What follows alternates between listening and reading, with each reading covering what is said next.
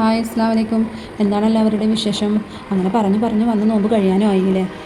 അപ്പോൾ ഈ നോമ്പും വർക്കിന് പോക്കും കൂടെ ആയപ്പോൾ ഭയങ്കരമായിട്ട് ഞാനും ബിസി ആയിട്ടോ, ഒന്നിനും ടൈം കിട്ടാറില്ല. അതുകൊണ്ട് തന്നെ ഞാൻ വീഡിയോസൊന്നും എടുക്കാറുമില്ല. ഇപ്പോൾ ഞാൻ കഴിഞ്ഞ സാറ്റർഡേ എടുത്ത വീഡിയോ ആണ് ഇന്നിപ്പോൾ ഞാൻ എഡിറ്റ് ചെയ്തിടണം കേട്ടോ. ഞാൻ എൻ്റെ ബ്രദറും കൂടെ ഒന്ന് നൈറ്റ് ഡ്രൈവ് ഇറങ്ങിയാണ് കേട്ടോ. ഞങ്ങൾ രണ്ടുപേരും മാത്രമേ ഉള്ളൂ കേട്ടോ. അപ്പോൾ ഒന്ന് റിലാക്സ് ചെയ്യാനും കൂടിയിട്ട് ഇറങ്ങിയതാണ്. ഈ ഒരു വർക്കിന് പോക്കും കാര്യങ്ങളും കൂടെ ആയപ്പോൾ ഒന്നിനും ടൈമും കിട്ടണില്ല.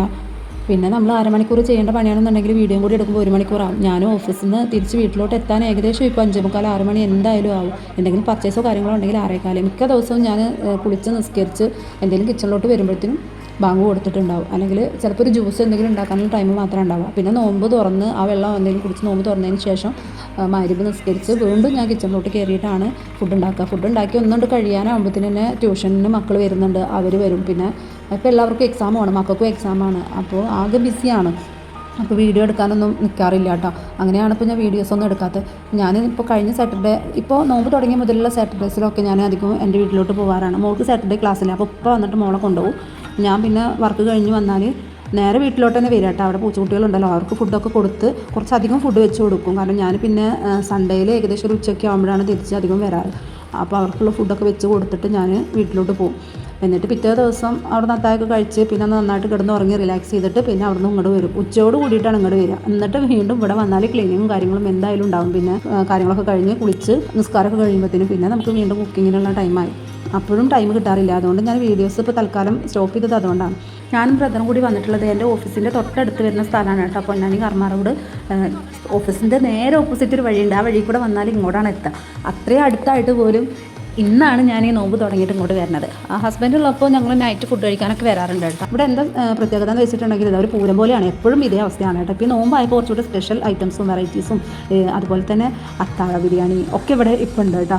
അതുപോലെ ഇതുപോലെ ഇവിടെ കുറേ ആൾക്കാർ കച്ചവടം ചെയ്യുന്നുണ്ട്. ഒക്കെ പയ്യന്മാരാണ് കേട്ടോ. കടമൊന്നും ഇട്ടിട്ടൊന്നുമല്ല, ഇതുപോലെ ഒരു ടേബിളൊക്കെ ഇട്ടിട്ട് പണ്ട് കുൽത്തി സബത്ത് എന്ന് പറയുന്ന പോലെ അങ്ങനത്തെ കുറേ ഐറ്റംസ്. അവരുടെ ഒരു താളാണ് കേട്ടോ അതിൻ്റെ മെയിൻ എന്ന് പറയുന്നത്. അപ്പോൾ പല വിധത്തിലുള്ള കൊട്ടും അതുപോലെ തന്നെ എല്ലാവരും എല്ലാ പ്രായക്കാരും ഇത് എൻജോയ് ചെയ്യുന്നുണ്ടെന്നാണ്. പണ്ടൊക്കെ എന്ന് പറഞ്ഞാൽ അധികം ആരും പുറത്തിറങ്ങിയാൽ കാണാറില്ല. ഇപ്പോൾ എന്ന് പറഞ്ഞാൽ എല്ലാവരും ഇവിടെ, പ്രത്യേകിച്ച് മുസ്ലിംസാണ് ഈ ഒരു ഏരിയയിൽ മൊത്തം എന്ന് പറയണമെങ്കിൽ പറയാൻ. നോമ്പ് തുറന്ന് കഴിഞ്ഞ് തറാവിയൊക്കെ കഴിഞ്ഞ് എല്ലാവരും ഇങ്ങോട്ടാണ് തോന്നുന്നത് വരുന്നത്. അവിടെ വന്ന് നോക്കുമ്പോൾ ഒരു സൂചി നിലത്തിട്ടാൽ നിലത്ത് വീഴൂല, അത്രയും തിരക്കാണ്. ഞങ്ങൾ വണ്ടിയായിട്ട് കുറേ ഇങ്ങോട്ട് വന്നു, പിന്നെ അങ്ങോട്ട് പോകാനേ പറ്റുന്നില്ല. അപ്പോൾ വണ്ടി ഒരു സൈഡിൽ ഒരുക്കിയിട്ട് ഞങ്ങൾ പിന്നെ നടക്കുക ചെയ്തു കേട്ടോ. ഞങ്ങളിങ്ങനെ ഇവരുടെ കൊട്ടും ആ ഒരു ഇതൊക്കെ ഒന്ന് വീഡിയോ എടുക്കാൻ വേണ്ടിയിട്ട് ആവശ്യം ഉണ്ടായിട്ടൊന്നുമല്ല കേട്ടോ. അപ്പോൾ ഞാനൊരു സ്ട്രോബെറിൻ്റെ എന്താണ് സാധനം പേരൊന്നും അറിയില്ല. സ്ട്രോബെറിയാണ് എന്തായാലും ഫ്ലേവർ ഓർഡർ ചെയ്തത്. അപ്പോൾ ഒറ്റ ഒന്ന് വാങ്ങിച്ച് ഞങ്ങൾ രണ്ടാളും ഞാനും ബ്രദറും കുടിച്ചു.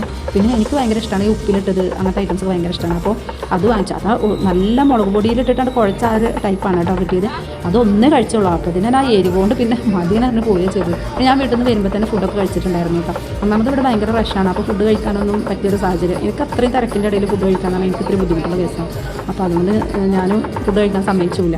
ആങ്ങളാണെങ്കിൽ ഫുഡൊന്നും കഴിച്ചിട്ടുണ്ടായിരുന്നില്ല. അവൻ ഇവിടുന്ന് എന്തെങ്കിലും കഴിക്കാമെന്ന് പറഞ്ഞിട്ടാണ് വന്നത്. പക്ഷേ എനിക്ക് അവിടുത്തെ തിരക്ക് കണ്ടപ്പോൾ ഞാനോട് പറഞ്ഞു നമുക്ക് ഇവിടുന്ന് വിട്ടിട്ട് ഈ തിരക്കൊക്കെ വിട്ടിട്ട് വേറെ ഒന്നും കഴിക്കാം. ഇവിടെ ഇതുപോലെ കുറേ ടീംസ് ഉണ്ട് കേട്ടോ. ഇത് 1 2 എന്നല്ല, ഇതിങ്ങനെ കുറേ ഈ ഒരു ഐറ്റം തന്നെയാണ്. എല്ലാവർക്കും ഒരേ ഐറ്റം തന്നെയാണുള്ളത്. പക്ഷേ വെറൈറ്റി എന്താണെന്ന് വെച്ചാൽ ഇവരുടെ കൊട്ടുപാട്ടാണ്. അപ്പോൾ ഒരുമിച്ച് പാട്ട് പാടുന്നവരുണ്ട്, ബോക്സിൽ പാട്ട് വെച്ചിട്ട് അതിൻ്റെ ഒപ്പം താളം കൂട്ടുന്നവരുണ്ട്, അവർ പാടി താളം കൂട്ടുന്നവരുണ്ട്. ഇവർ എല്ലാ ഷോപ്പിലും ഇതേപോലെ തന്നെയാണ് കേട്ടോ. അവന് പ്രായമൊന്നുമില്ല. സ്റ്റേജഡ് ആയിട്ടുള്ള ആൾക്കാരാണെങ്കിലും ചെറിയ പിള്ളേരാണെങ്കിലും ഒക്കെ ഈ ഒരു താളത്തിനൊപ്പം ആ ഒരു കടലിൻ്റെ ചുറ്റിൽ നിന്ന് എൻജോയ് ചെയ്യുന്നതാണ് കണ്ടത് കേട്ടോ. ഇവിടെ ഫുഡ് മാത്രമല്ല, നമുക്ക് കുട്ടികൾക്ക് കളിക്കാനുള്ള പാർക്കും ഉണ്ട്. അതുപോലെ ഒരു 6 മണിക്ക് മുന്നേ വരികയാണെങ്കിൽ ബോട്ടിങ്ങും അവൈലബിൾ ആണ് കേട്ടോ.